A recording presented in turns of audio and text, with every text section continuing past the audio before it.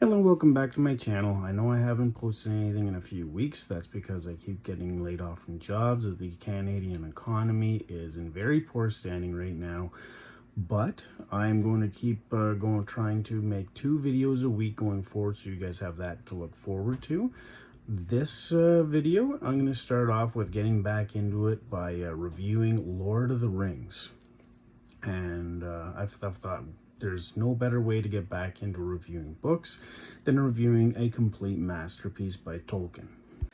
So seeing as I don't have the time I used to have, as I'm trying to find a stable job to keep my family afloat, I'm going to be doing my videos a little bit differently. In the past, you noticed that I'd always have a whole bunch of artwork, cutscenes, everything else like that to try and make it a little bit more entertaining.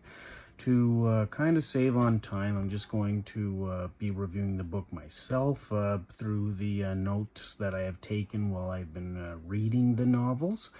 And with this video, I'm also going to be trying to go through and point out the differences between the novels and the books, so that people who haven't actually read the books can actually find out why they actually should pick the books up, even though they have actually seen the movies and kind of know the gist of the storyline. So every now and then you'll notice that I kind of look over to the side, and basically what I'm doing is I'm referring back to my notes, because when it comes to Lord of the Rings, although I did find it a very apt series to get me back into reviewing books on my channel, I haven't actually read them in years. So I'm referring back to notes that I made a few years ago when reading the books. And one thing I noticed I did with those notes is I actually started pointing out the differences between the books and the movies. And one thing you'll find with Tolkien is readers constantly praise Tolkien's Lord of the Rings for the immersive world building and the narrative depth, noting that they offer a richer and more complete experience than the film adaptations. As the film, you'll notice if you actually read the books, they've actually had to cut down a massive amount of the story basically to cut down on the time. If you actually included absolutely everything in the book, you would have to have much more than 3 movies.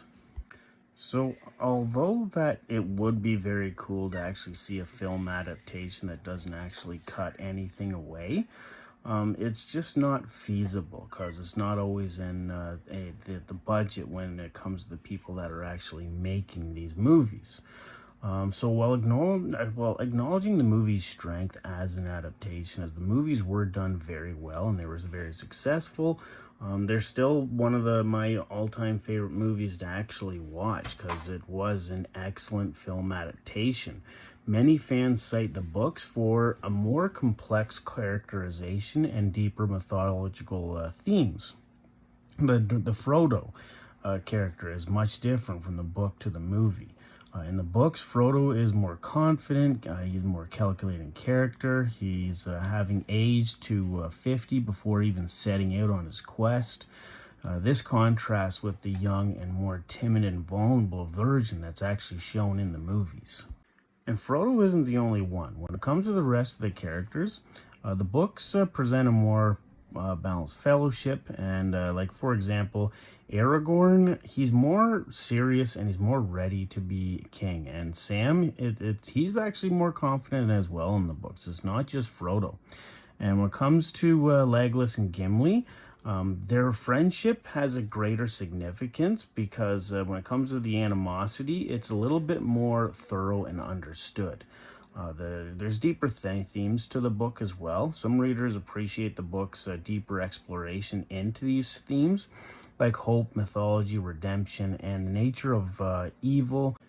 And most people actually feel that the film, they prioritized action a lot more than a lot of these themes that I have mentioned, whereas the book was very heavily putting these themes forward and using these themes to really connect you to the characters, whereas the film was more about action and fast-paced and just keeping people's attention glued to the TV screen.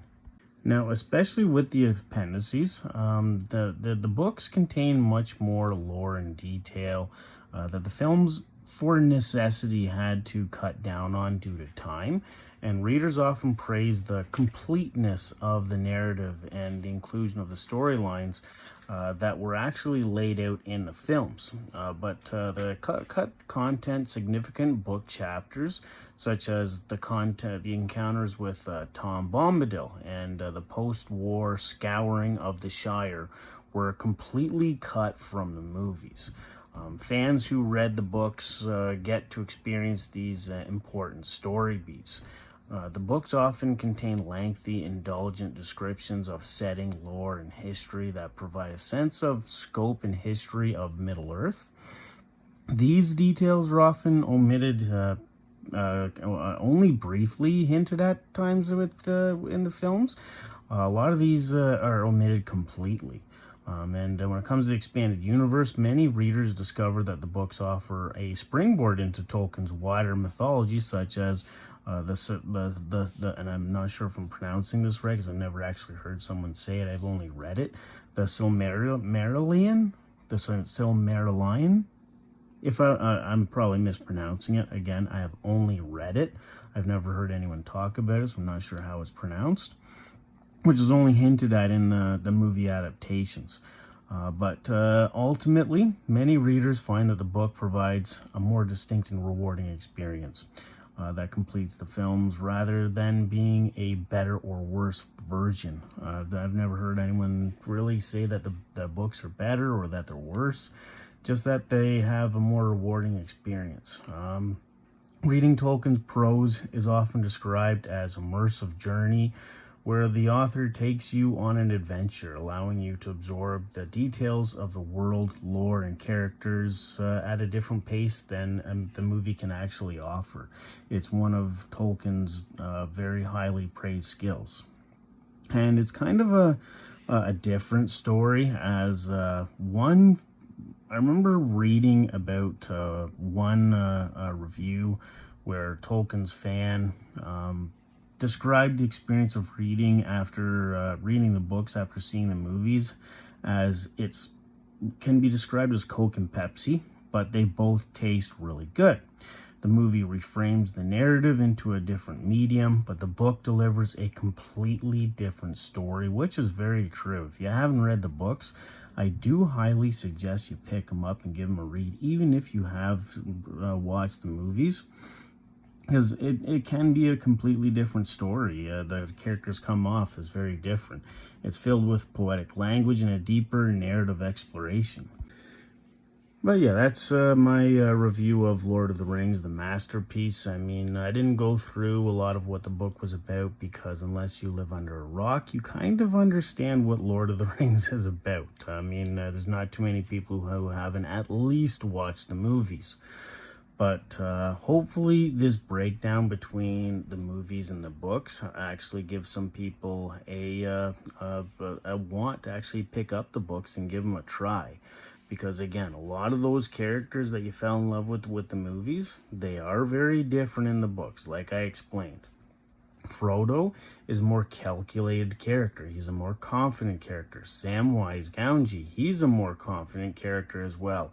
Aragorn is more ready in the books to become king. He's not really trying to avoid it. Legolas and Gimli, their friendship is a little bit deeper in the book, and the animosity between elves and dwarves, it's a lot better explained. It can come across as a very different story from the Lord of the Rings movies. So just because you've watched the movies does not mean that the books can't give you anything else to comprehend. It's definitely something worth picking up. Again, I'm not knocking the movies. The movies it's still one of my favorite movies of all time to watch. It's a very well done film adaptation.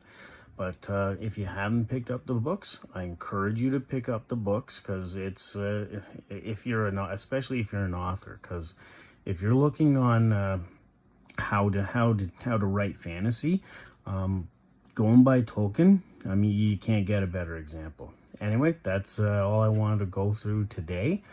Hit like, subscribe, and comment. I will reply to every comment, even though I'm putting an atrocious amount of time into finding a job.